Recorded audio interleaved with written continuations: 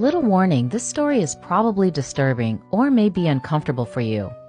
Jeff and I had been friends for almost 15 years now. We grew up in the same neighborhood, and you're probably asking if we ever fell in love. Well, we didn't. We see each other as an unbreakable duo. Anyway, we both applied for our first job at a local mall, but unfortunately, the mall wasn't very busy, so we quit there due to low sales. I suggested to him that we should look in the newspaper for jobs, just like in the old days. So we did, and Jeff found a night shift job at a crematorium. We joked about how everyone was too scared to take a job like this because it was quote-unquote scary, especially at night. So I said, let's try it, dude. We're scarier than those ghosts, ha ha, and we laughed. The next day we went to the crematorium, and surprisingly it was very neat and didn't really look like a crematory at all. It actually felt very fancy and looked really beautiful inside. Every place in the crematorium was epic. Even the restrooms made us excited. I told him, yo, we're gonna be the best workers here, and he nodded with a smile and giggle. Because we both knew this place wasn't so bad. We were excited to get to work because we had unlimited food and drinks, and there was Wi-Fi and TV too. All we had to do was burn bodies and transfer them to the cremation jars, and that's it. We had been enjoying this job for nearly 2 months, and nothing really spooky happened until one day. It was around 9 p.m., and we were taking a little break. We had 3 bodies left to feed on flames. I was drinking an orange soft drink at the time, and I don't know why I was staring at the 3rd box where the corpse was in. I was just looking at it and daydreaming about random things, while Jeff was watching TV and texting his mom with his back to me. After a few minutes, we decided to get back to work. We carried the boxes carefully to show respect to the dead, because in my culture, we believe in old tales from tribes in the south part of the country. So if someone is dead, we don't joke around or talk about them.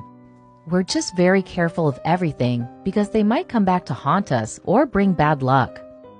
We really don't pray for them before cremating them because we really don't know what religion they practiced. I felt like I was hallucinating because I heard a whisper saying, "Pray for me." So I prayed, and I don't even know how. It was like an outside force was controlling me. Jeff couldn't hear me, or maybe he was ignoring me at that moment. After praying, before turning on the start button, I sprinkled holy water after 3 throws. My eyes got big and I dropped the bottle. I looked at Jeff, and he asked why, and I told him, where did the holy water come from? Jeff looked surprised and asked, so this rosary isn't from you? And he opened his hands, and I was expecting to see his clear palm where the rosary was, but instead we were shocked to see a satanic symbol carved into his palm, and it was bleeding. We both became paralyzed in fear as we didn't know what was happening until we heard our boss. He gave us our bonus salary and brought us food, and he eventually left. We tried to forget about that moment for a while and tried to focus on playing some video games. However, it was kind of hard because Jeff's palm was bleeding as we were playing the game. By now it's around 10:30 p.m., and Jeff and I secretly take naps until 1 a.m. usually, so we must finish this task. When we get back there, we saw the 2nd box opened. I closed it and didn't look properly inside because once I did, I was disgusted and chilled, so I never did again. As we were burning the first body, Jeff started to hallucinate. He's telling me that I'm whispering to him even though I'm not, and I'm 5 feet away from him. Jeff, let's be smart. In all the movies we've watched, we know what's possible and what's impossible. It's just the 2 of us here, and I'm too far to whisper to you, so you know it's not really me. He said this while putting the bandage on his palm and sarcastically smiling, because I'm also feeling a chill.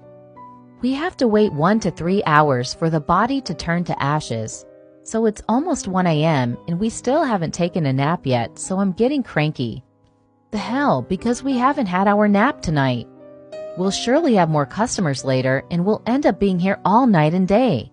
Jeff tried to calm me down. I look back, and the damn 2nd box is open again, and I was mad. Because I know I closed it. Now I'm really confused. I open the box in half, and the body is missing. I screamed and looked at Jeff, and saw him escaping from the window, and I yelled, "Where are you going? Don't leave me here alone." I was so angry and sad at the same time. My tears automatically were flowing. Every time I'm angry, my heart beats so fast, so I just throw anything I see. But this time, I felt betrayed. Jeff shouted, "They're gonna kill us both. If you want to come with me, let's get out of here. Forget that stuff and come on quickly."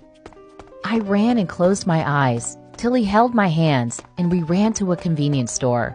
He bought me some water and we sat inside. I asked him, "The place is gonna burn down. What are you thinking, Jeff?" My face was so near him, I wanted to slap him. "Let it burn down," he said. I was shocked at his answer. He never spoke like this. He always cared and was empathetic, but this time he seemed heartless.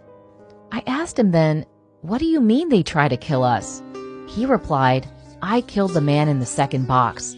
He was disguising his voice in a female voice, in your voice, and was saying things like, you killed me," repeatedly in a manipulative, sad voice. I really didn't know what to say, but I believed him. And I know that he'll open up to me since we're close friends, so I asked him, "How? What?" He said, "I was fishing one day with 4 male classmates. I saw him from the back of our wood house, but I ignored him at first. So we decided to make a bonfire and stayed outside and enjoyed the serene nature around us. The lake was so clear and the sky was so beautiful and the stars were luminous. We decided to go and tell stories till we fell asleep. I woke up in the morning alone and it seemed they all had left me. I only saw my bag, but also saw Eric's bag, so I felt relieved. As I went to check, a hand grabbed me and it was that guy, and he's naked and he keeps shutting my mouth. In short, he was trying to rape me. There was a little tree beside him, so I let my dark side control me. I smashed his head to the tree, and when he fell down, I grabbed a big rock and dropped it on his head. I wasn't done yet. I cleaned his skull. I removed his organs there and put it in a trash bag to study later on. I didn't hide his body. It was still there when we left. I was surprised by this story. I had no idea about him studying these things. I couldn't move and believed that I'm friends with a psychopath. But instead of staying away or leaving him, I hugged him and cried. I'm not sure why, but that's what I did. That's all I remember for now. Today we live together. He's like my little brother, and I'm helping him to cure his mental disorders. We also started babysitting his niece and nephew and quit our other job. Surprisingly, when our boss came back, he saw nothing but cleanliness.